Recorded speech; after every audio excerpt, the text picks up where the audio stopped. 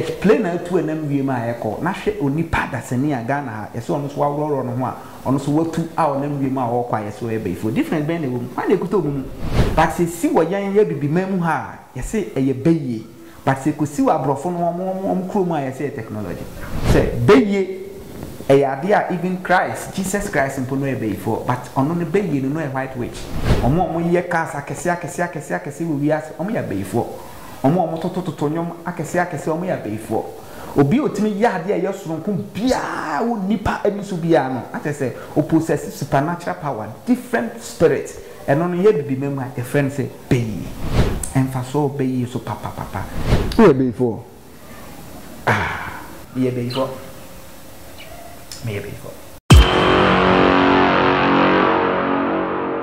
television CK YouTube musha subscribe na yes adete YouTube musha subscribe dey je fe wati o ba logo akole machine again dede mo fian ho o ba logo exclusive interview ebraso say yesan so edeba ye transi say dia enena yebu akro yi dambares atra hokuam enkomo ayebedi no ebe ode tina watini ye me a spiritualist a herbalist and ebedi nkomo stick and stay every CK subscribe to television CK Ezitech Building and Constructions.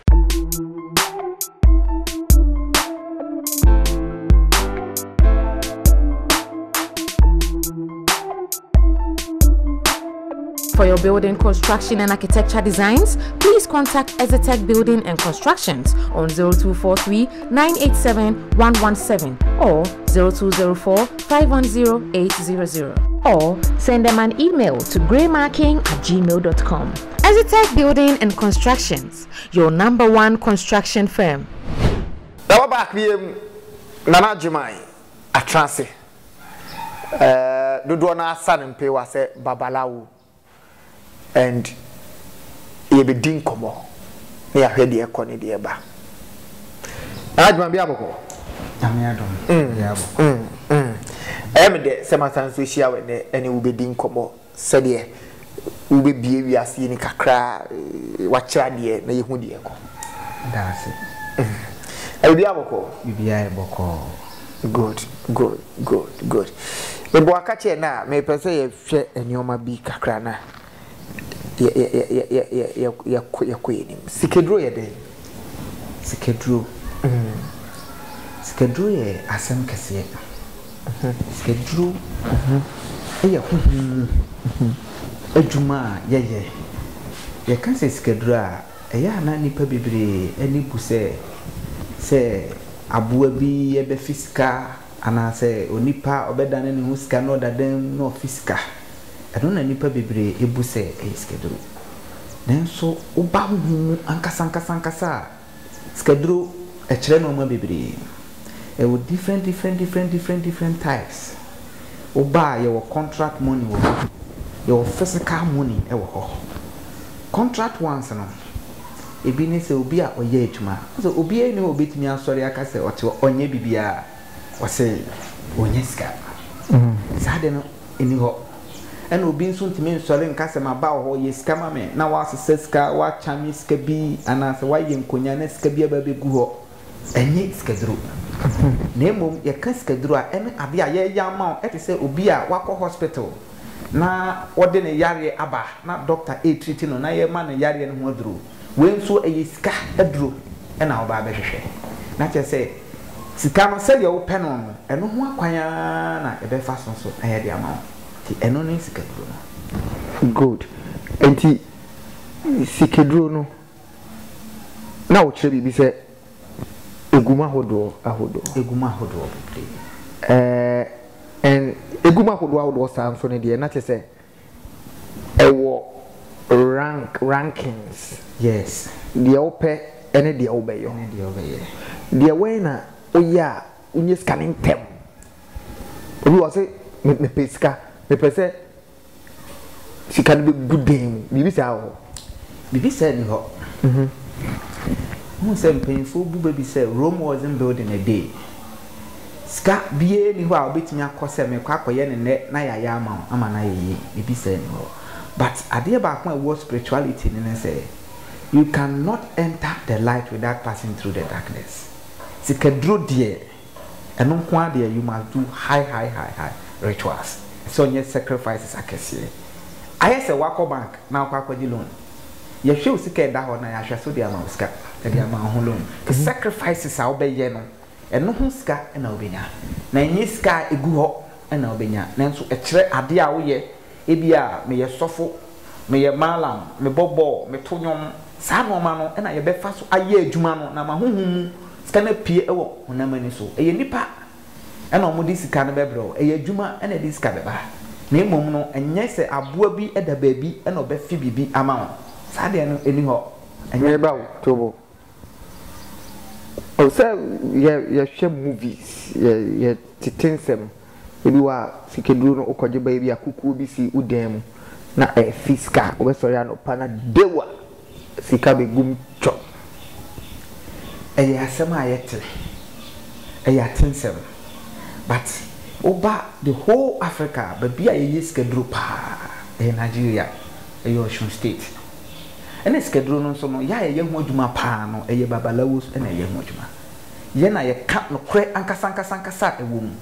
sikeduru bie ni ho a obekọ na akwa kukuo ama wo se fa kukuo no ba besi udem ebia na esuman na nipa no wakwaje ba besi wo a osom no a ema sika eba na emum sa kukuo no ontime nyi sika emfirim ema ne nyeye ansa na obetime yi sika afiri kukuo mu a eye sika ya bo asi ho no na che se wakọ akire waye no ma bebre ache eno obetime take you up to 10 years ansa na sa de no wetimi aye na che se ebi wo ho owo bitime fiska ewo ho kukuo bitimi si ho na sika ababegum ube sorry adaka bi na sika ababegum unye dwuma bia but to sacrifice sisa wayinti na diska na ba adaka nsem no miankasa menka asem a miankasa menhunda ena menka asem so menni any proof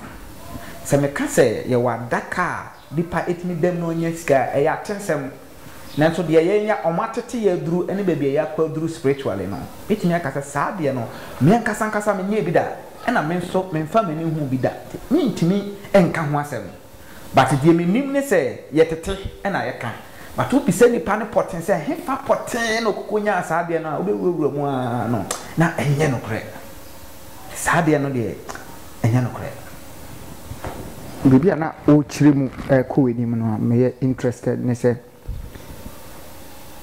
utimi kwa jisikedro na ode ye ejuma ma ne ba yes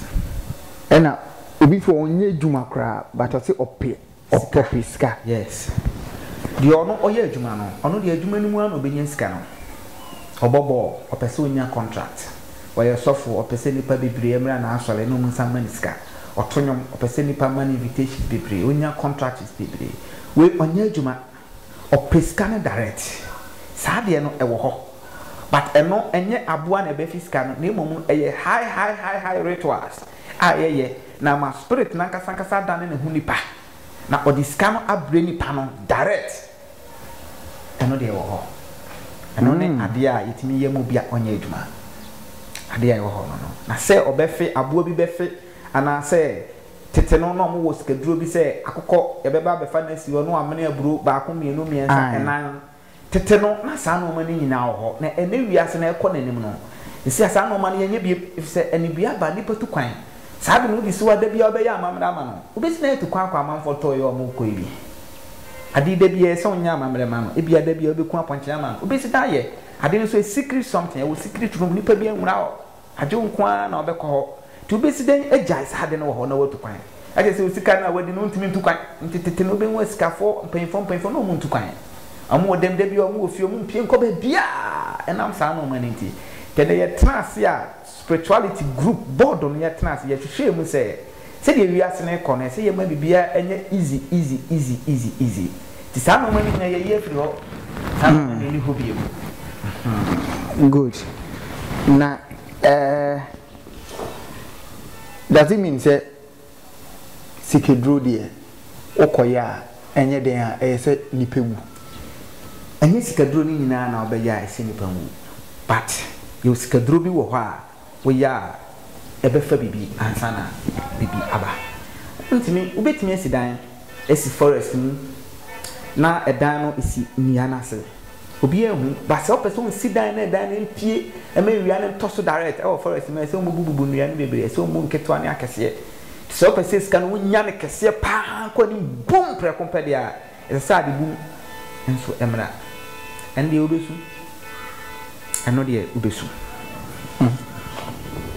exclusive interview with Nana Jiman Babalawo ɛna dodoɔ na ɛde ɛfrɛ no na dodoɔ na ɛde frɛ wa na sɛ ɛyɛ o title ɛyɛ me title ɛyɛ me spiritual santo si subiem Babalawo no ɛyɛ me spiritual title ɛyɛ me dibre ɛwɔ honhom me dibre no okay yebusu wɔ sika edro ne so ɛne sɛ de mu nsɛm kakra nso ɛtie now sɛ obi timi gye sika edro a obi ngu ɛwɔ hɔ obi timi gye sika edro most of sika edro na nkasa yɛyɛ ne nansan ne nyinaa no nipa enta engu sɛ adwuma na yɛyɛ no ɛyɛ nipa ɛho adwuma ana woyɛ nti at the end of the day sɛ da bia woyɛ adwuma na nipa wu a na akɔyɛ sɛ wo ankasa no wo break some rules obi timi enye sika yɛ sika edro batena onkun nipa onhwie nipa mogya nguye ɛwɔ hɔ paa skadro enye skadro ni nyinaa na ekunipa skadro bebree wɔ hɔ a enkunipa obetima yɛ skadro obetima agye skadro nipa bebree ene wiase a yɛwɔ no obia ni obɛka sɛ wo ska bro so a ondi skadro enso amoma ne ɔmo nananom ne ɔmo abusuafo nyinaa te hɔ debi de o kan asetresen kyerɛ sɛ ewiase obia ni hɔ obetima nya ska amana bro so a ondi skadro na nam sɛ ene skadro no yedi a nipa nwu na noma bia ensi na nye noma basa ni nipa no di mpa hu nti nipa titi omo wiase no de most of them skadro no madi ayade a omadi omaye bi panfo ni nyina onko anyankopon be hyira wa kosi sɛ mpaye ben kwa na nko abo anadwuma ben kwa na nko aye onko a wo ye nipa ben a obetime nya ska ma na broso bibi ka ho na wonka any secret omuni no madi skadro ɛwɔ hɔ paa yemfi sikadro hɔ no no na yenku enim kakra on that I think say your explanation from spiritual point of view no amanfo ehu de o kyire mu akodro yeka se beyi a beyisem ni beyi na ɛyɛ den beyi mostly no yeka beyi a ɛyɛ na you refer to black ɛyɛ yɛn abibimam ha yɛbɛyi ɔmo na from say beyi which the case of witchcraft not just say bruni say ability with the zeal to partake in magical spirit with a spirit that can control and rule other people and they consider to be beyi but beyi a woman ahodo bebre your white witch your black witch and our red one but the entire matter I can be and I refer to black and it's a yenye before no yeti be ya yeti be ye na no ane adia yeti say ade onipa wakofo sunsun bia ode we nipa enam na ode safie eno nko na ye hunu say ebeyi nanso ukom pa hu say be eno po de ebeyi nketenkete no be ya ye de we nam de say nipa fie ene no ma ni nyina ebeyi nketenkete ye kan be ya kese pa abrofo no po no mo ya be fa kese shebeya ya de ye lupre enem welu shebeya ya de ye ship ayenem so shebeya ya de aye phone obi gina UK na wo Ghana na na kasa obi e ni ho sabeyi we beyi ben hwe plane na tu enem wie ma ayeko na hwe onipa dasani a Ghana ha yeso ono so awroro no ho a ono so watu a onem wie ma wo kwa yeso e beyi for difference ben ne wo ma na ekuto mu difference bi enim but se si wo yan ya bibimam ha yese eye beyi but se kosi wa brofo no om krom a yese technology eno ne ade a sese yentimi ntenase na yenhwehwe mu yie say beye a idea even Christ Jesus Christ in Puno before but on the beye no a white witch on puni 3 mpo wanyi da ono so no ya anyan e beye pa omo ye kasa akese wo wiase omo ya beyefo omo tototo nyom akese omo ya beyefo obi otimi ya ade ye soronko bia wo nipa eniso bia no atese o possess supernatural power different spirit eno no ye bibi memu a friend say beye Emfaso beye sem so papa emfaso beye so papa in the spiritual realm no abey for you consider them to be security fan say okwa ko bank one fa entrance na one security ontimi ura bank there's no way spiritual work ebe ye adwuma ma without the witches enye adwuma you consider witches to be messengers omona say opesa onye adwuma ma obi na say distance ewo mu a say onye sacrifice emma abeyfo asana abeyfo no omotimi de akọ asasi so high wono nipa bie ni asasi so ha obetimi eni abeyfo akọ onipa bie ni ho obetimi stop abeyfo onipa bie ni asasi so obetimi ku abeyfo apart from yankopon beyi we consider them to be crazy in the spiritual realm. They are mad. Fabodem ni eye example obi a wabodam na adwenye adwuma dia asem na obeka kire na obete adwo krokro no boso no wabodam oba be gina o shop na oye no ma basa de obeya be se obema na de na ma na ko disasasi so opesa ho ntowa you need to appease to the spirit, that is the witches, so they give you your way. You do appeasement to the witches and you have your way, but you can't fight them. Uba asasi so na ye waju so ne abeyfo be kwa onu am be kon be fi eda ye be wo kusi se obewu onu am be kon sa untimi so indifiti om efiso om do so pa omo ne ahoma om do so pa wi ase ansa na obedi ye no age enamom so ebeyi om no mpaje nipa om so na om se nipa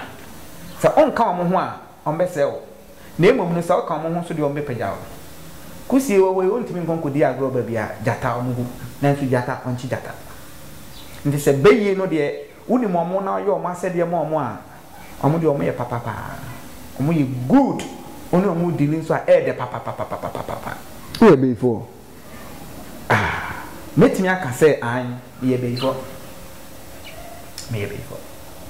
na me beye ni ekuta me na white a white witch et se beye na Jesus Christ o no a white me read nam. But a bayfo no mo wi asene nyina omo ni me omo ni so omo hene ene ye na ye higher class of witchcraft ni nyina ye na yo abayfo ni nyina omo mpefo e wasasi so ti yetime small omo yetime question omo yetime bi so omo sa ade wi ade tin omo aye ade wi ade tin omo aye baye ni de me so mi ye bi witchcraft no baye no ye de ma ye pe ti se bi a obi pe baye a otimi kope chiri kwan bayi ye hwehwe bayi nya bayi ye dema obi wo ho onya bayi through anibre eno ne ye bayi a ye de sei ade anibre na bayi a ye hwehwe chi kwan na ye bayi pa ye bayi papa ye ka se bayi na se tetefo ne ye se wa bayi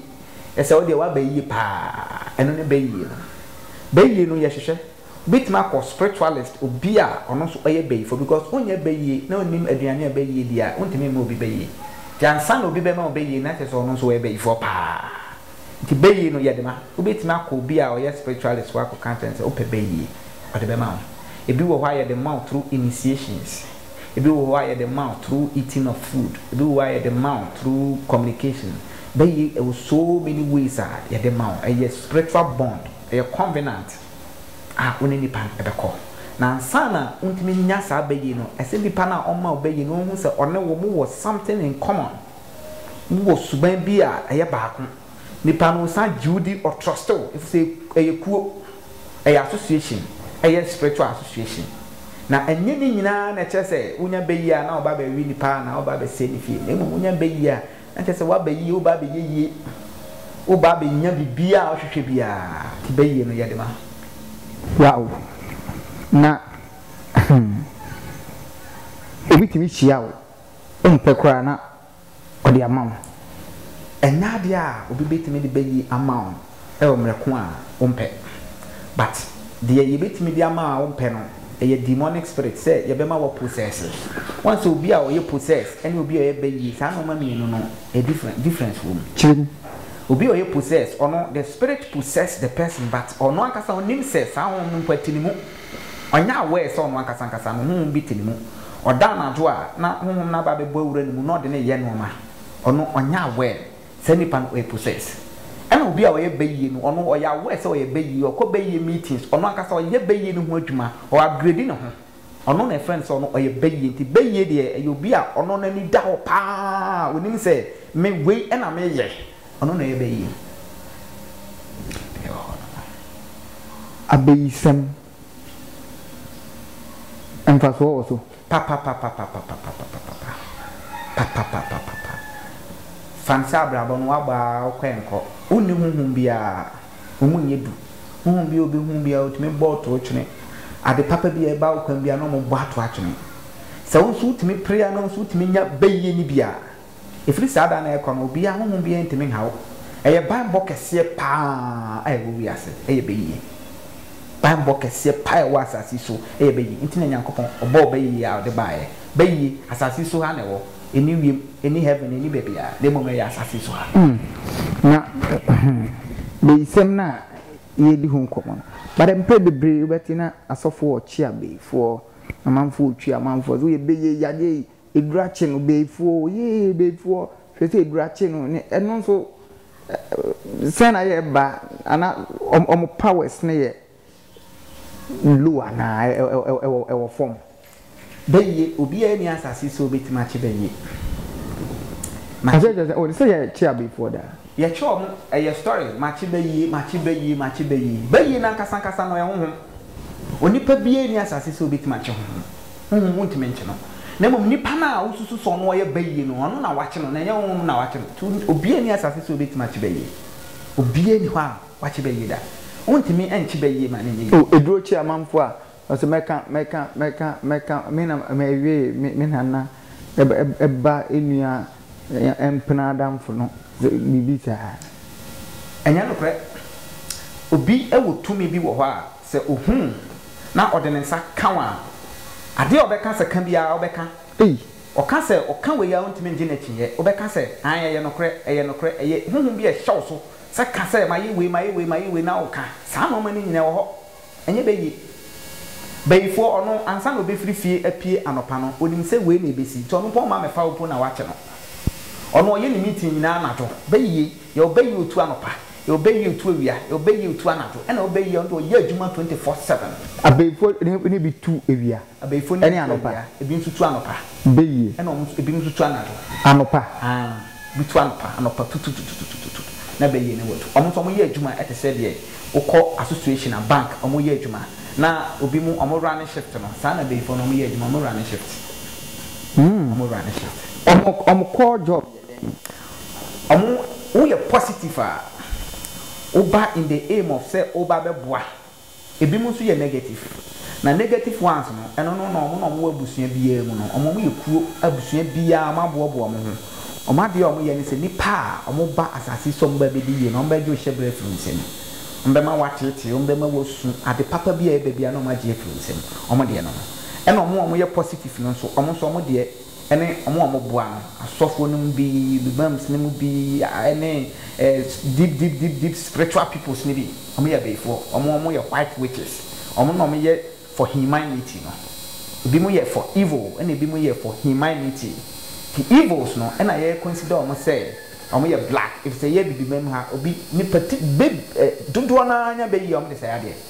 ba broni onya be yi a the translate or the planet kwan obefa so aye no ma intina ma da bia ye ka say black magic e be yi no asema e wo ho no na ade na abrofo di wo be yisem e plane e de ye mobile phones eni mu ko ne ba odwen ho a na abro wadwen ne ntiase so na bibi mem ha de enfai na sebe amanfo di be yisem e ha abrofo ne be yi no mukuta no most of it white witch most of witches na witch ne kuta mo white na se broni nso timinya black otiminya black pa most of them omu kuta white but ebi mo nso kuta black na omo be ye ne kuta omo no omo nya no through initiation once abrofo no most of them omo ye court the wo akwala na e de na hye ekuoli ye beyi but sa beyi no ye hu ye nka sa beyi ni ho asem beyi a ye de ya ade papa no ye nka ho asem say beyi o na mo beyi a ye de sa ade no eno na ye consider no say e beyi ma bibini onya ade na buru nipa nyina adwen so ye be hu ni so e beyi fo e be hu ni say nipa we e beyi hwe ubetimi ehu bibini na onam wadi etu aduru ye bo ntu a etu no enko pan no na mo etu no enko e be ka se wadi etu aduru e beyi fo but brodim so wa ya de bulletproof ututu ana bo men ko ba de se ne de nde ya de papa adi mi no oni omo kasa nka be ya nka ban enma kwan na abeifo nso omo ntikuo kese na nko omo mfa mboa man no ya adwen meni omo ya adwen pa nka abeifo ku beboa papa Witches Association of Ghana from WAG beboa papa if you say basa teamwork ni be ye adwuma baby a penny one nkwala no muntime nye rough muntime nye no ma basa se ko ye adwuma be ye nketenkete na wase a be ye bi wo ho a ono akasa na onya no be ye wo secret corner o hye tokuro bi ma oye no ma a be fo mpanfo no pomunim ho hwe nso wo de sa be yifo nyina di se be yiko ni be mu a wo ye be ye bia odwane sa kuo no ya register ye ni be bia wo ye ni be bia ko meeting ye ni station master ye ni be bia free ye ni fia free ye ni duty a akoye ansa na obekọ assignment bia no ye be assign board na be grant we se kona akoye tie ba sa unity work na be ye adwumanti emma be ye no intimi nye normal bibiri enye bone bibiri ena e ba sa so white ne black ne red ne na be kan bom nti e be ma evil no e be kofom se white ne ho aden ase black no ene red no so mu nyina mo ka bom a white no ebedi blacks ne nyina so na blacks no so hu se we mu da bi omo ye papa we mu da bi omo ye papa omo nyina omo se so ma dwen no mu nyina ma ba beboa na ye papa na beyi na nkasa se tantan kra free ho a asasi su kra asasi na enye yi asasi na be se wis omo no omo boa manipa yi fan se obi awi obi ade enye ode awakwa wi a udwane akọ sabefo ni wi ase a omo be na achese nipa no akọ befo na bete no obi etinya akoye bone ye hwehwe na ye hu no ye sama no omo ye rituals na omo de omo ton na ma beifo na beifo ahwehwe no ba bi owo bia na omo de na ba beifo do mbo na wo kan bibi say in spiritual realm no witches any wizards no omo messengers asset sen mame the technicalities no na ye nhwe ho ye abeifo omo ya somafo omo na ye soma omo obi say spiritual person be ko no yare bi abo sa yare na abo no ye ho hwe ye no wa kire say pebeso pewi fakoko yi salaka fakoma obi a yare wo kwan ho o kire say o person on kire o kwan say fasade we kokoma abaifo no omo ngina so no omo nya adwuma ne ma to omo ya messengers omo na ye small omo na ye no omo din komo omo na ye kire omo say we na ye pese ye no omo aya amaye we a spiritual person na wan kasa wintimi installe enko se wo kwama na ne akwakoye we ama we wo kwama na ne akwakoye we ama we se adwuma no edoso ena adwuma no so eden but abeifo ne aboafo omo no mo ya akade omo no mo timi content if so mo ataban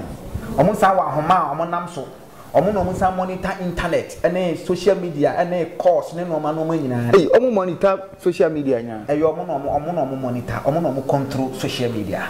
omo no mo control network internet omo no mo control sa no ma na ya beifo omo no mo control if your network jamming ayo omo no mo yes ade no bi wo wa we businessman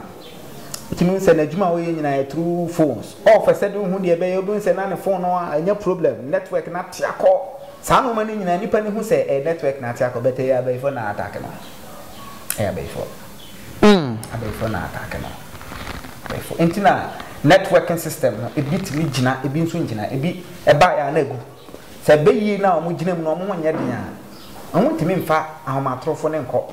omo ntimi enko akiri se beyi na omo nya den a ebesi den omo ntimi sisi omo wires na enko akiri so omo yiso ntentan na omo ye adwuma ana se obetu afiri akotale ha nkwan ofa so baaye batu behu na wakuri afiri na akotale ha na kwa ahoma bi edi ho eno ne mobile phone no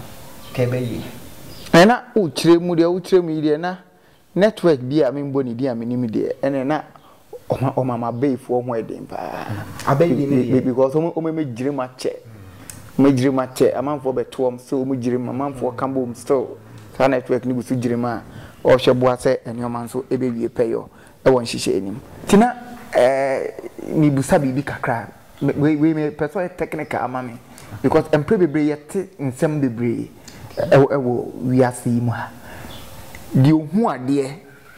ene de ote asem spiritually who is more powerful? Okay, a very very very big question. Nipa ohu ade ene nipa ote asem no di ohu ade no enye ni tipa ene nipa ote naso o di ohu no enye ni tipa de ohu ade no enye ni tipa ene de ote asem wo naso do ani ene aso no ni nyina eye adwuma bom but obi a owo aso no ono oye ahead of obi a owo ani fane say yeti hsisi ye nyina yehu de eba nyina but ye ekoso a ye kan memete no say wo wonte eno na ye big difference no nti wo ye spiritual person wo te ho wo ani wo hu adekode say ade yi na eba yi woni ma adekode se uni aso na uni honhom bia ye higher spirituality obetima akasa tro say honhom ya oba yi semi na oba wo hu no ba tuntumi ya wo hwe uni adekode wani ne keke uni hu bibia to bi owo ani na osawo aso no aso no timi kasa kire no say nipa no ya head owutumi a otumi e de solve problem no but yo wo ani ne nko a oni aso no na che say ohu ade ne keke ba tuntumi ya wo hwe nti obi a owo aso no a wote na so no oye greater ahead than obi ohu na ni so nipa ni so be hu wani so de say yetimi tete aban na de aso obi ani so na nipa no na ni abie now na ma no wo hu se we before we ohu a wani pe na bie hu we onte waso na onamo ya so wani so keke but di ono owo ade no ono owo aso a wo de te hu na nka that means say ono ye spiritual but enini de obi wani a na nche say nipa no ye spiritual person enini de obi wani a na nche say nipa no ye spiritual ye so wani so obi hu ade na uweni na odi hu ade a na nche say oye spiritualist that eni na wo na mu nye sunsun nipa nto nipa ohu nani so eni nipa o te na so no sankofo mi no difference wo mu pa difference wo mu pa na majiban babalawo ene adisia oni yesia wo sunsun mu no meni aso na mepese oni wiase be di nkomo kakra ebra ye ja wo me say ewiase nyina mfa sasem we enhwe omotri say spirituality is yourself, your faith, but not any religion. Enye ekubia enye religion say me Christian, me Islam, me Buddhism, me Hinduism, me way, me are Krishna, me way. Some woman na enka spirituality no. O pese wo spirituality pa e one kasa any so. Because you can say worshiping God is only in the spirit and truth. It's not in any temple. The we are saying who say we no cry a hinta. Because Okan said the priests were brought to utter the deep things of the word for the conviction of sin, for edification and comfort. Here they by say about the kind of cry naturally we are saying we are saying no cry. Onananom nsamanfo de o tetetetetena na nanom de akire no e wo Africa blacks aye friend say abosonsom no eno ne yen yankasankasa ye de tie nsan ye akine nkonkon fa no eno ene bebo aye every CK subscribe to television CK makram.